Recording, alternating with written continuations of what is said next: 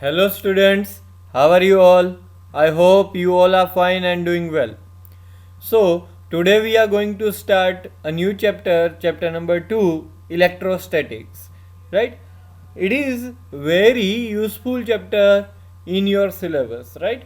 And uh, if we are talking about this chapter, then there are so many concepts that you have studied in your previous semesters, or you can say in 11 12 science, right? So let's start it. Topic number 1 is Coulomb's law. You already have been studied this law in your 11 12 science, right? So the statement is the force between two charges. There are two charges, right? These are two charges, and there is a force in between these two charges. This force is applied, or you can say the force between two charged particles 1 and 2. This is suppose q1 and this one is q2.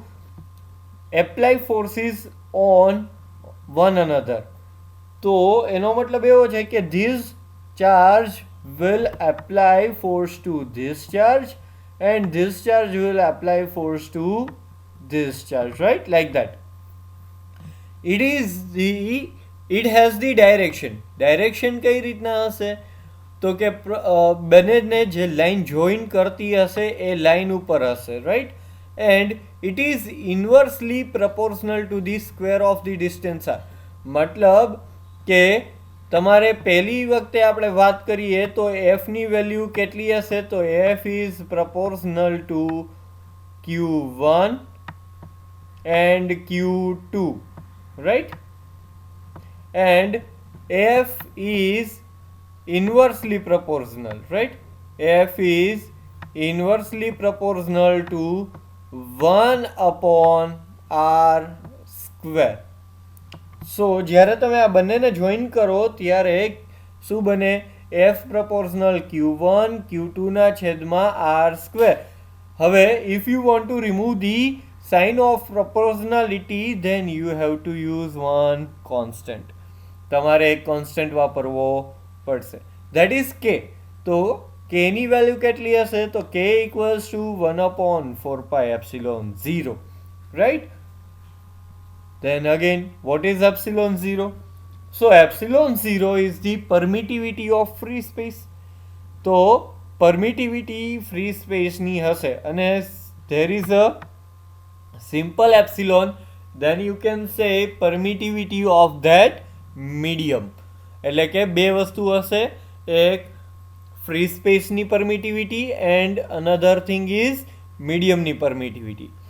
So the permittivity of free space is 8.854 into 10⁻⁻12 coulomb square into newton into metre square. કઈ રીતના આ unit મળેલો છે એ જોઈ લઈએ.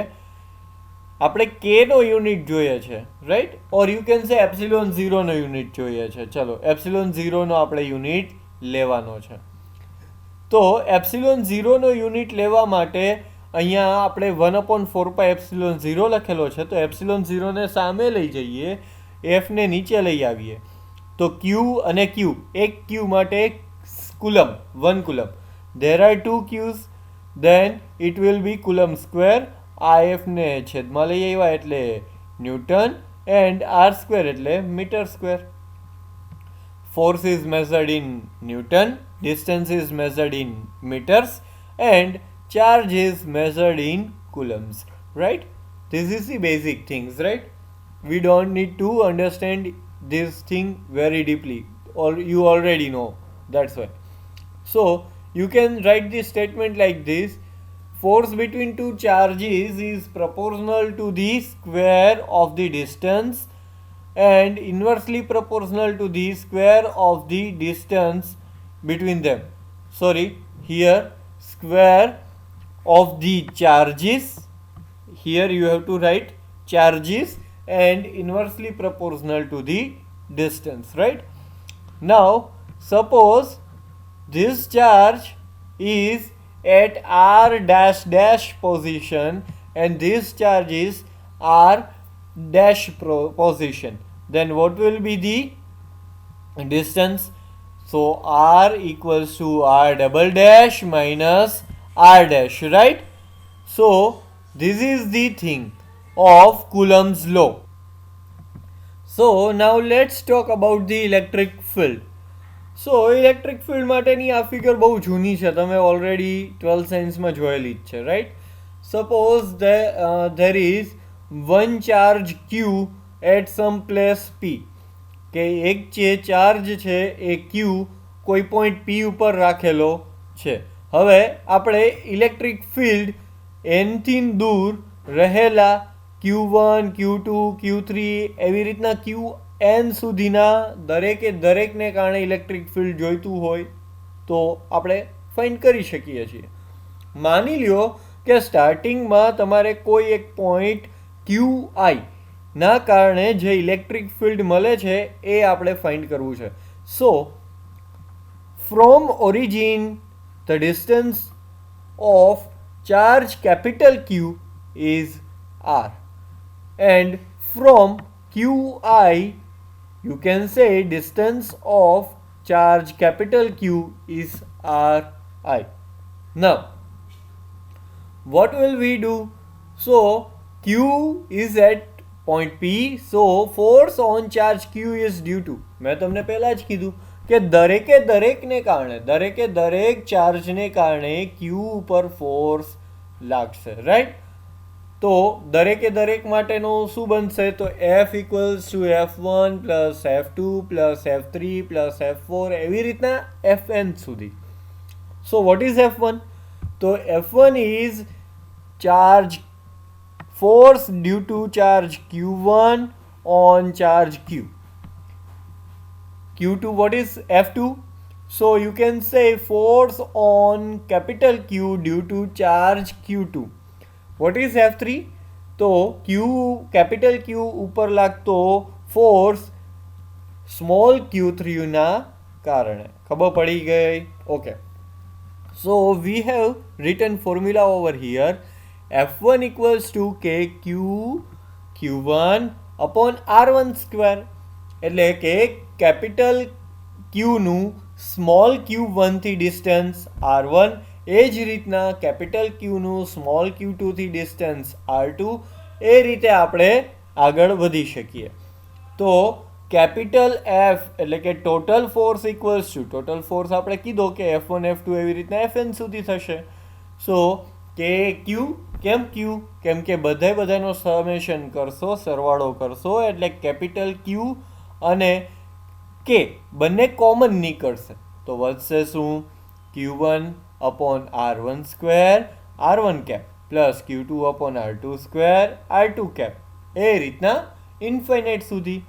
હવે આ જે છે Q1 upon R1 into K, એટલે કે KQ upon R1 square or you can say R square, એને ઇલેક્ટ્રિક ફિલ્ડ કહેવાય, રાઈટ? શું કહું છું ફરીથી ધ્યાન આપો.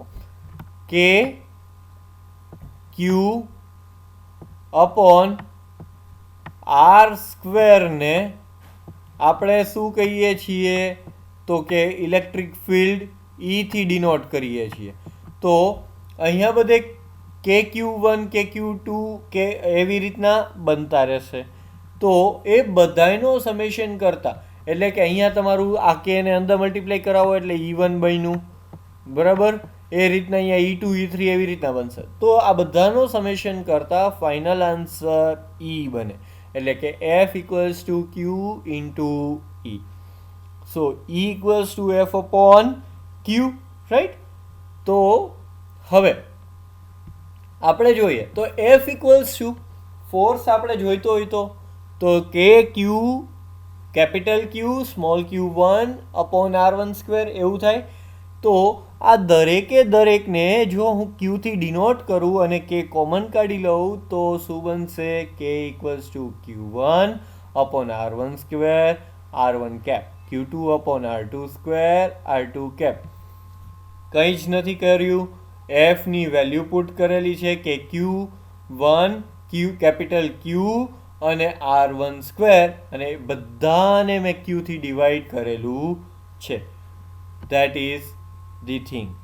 નાવ અહીંયા Q1/R1², Q2/R2², એટલે કે બંને જગ્યાએ જો નંબર સરખા રહે છે અને બધી જગ્યાએ વચ્ચે સમેશનની સાઇન છે. So we can write like this કે summation I equals to 1 to n QI/RI² RI cap, where E is called electric field of the source charges. એટલે કે જે સોર્સ ચાર્જ છે એનું ઇલેક્ટ્રિક ફિલ્ડ તરીકે ઈને ઓળખવામાં આવે છે. અહીંયા આર લખી નાખો એટલે એ આર ડાયરેક્શનમાં તમને ઇલેક્ટ્રિક ફિલ્ડ આપે છે. સમજાઈ ગયું? રાઈટ. તો આજનો લેક્ચર આપણે અહીંયા ઓવર કરીએ છીએ. આજે બહુ નથી ભણાવતા, કેમ કે જેમ જેમ તમે પહેલાં બેઝિક ક્લિયર કરી લો, જે આગળના કોઈ કન્સેપ્ટ તમારે ઇલેક્ટ્રિસિટીના ન ખબર પડતી હોય તો 12થની બુક ખોલીને જોઈ લો, કેમ કે આ સેમેસ્ટરની અંદર most of the things like this only, બધી થિંગ્સ આ જ રીતના હશે. Right? So be careful. Okay, કંઈ ડાઉટ હોય તો કોલેજના નંબર પર કોલ કરીને પૂછી શકો છો અને તમારી ક્વેરીઝને સોર્ટ આઉટ કરી શકો છો. Thank you so much.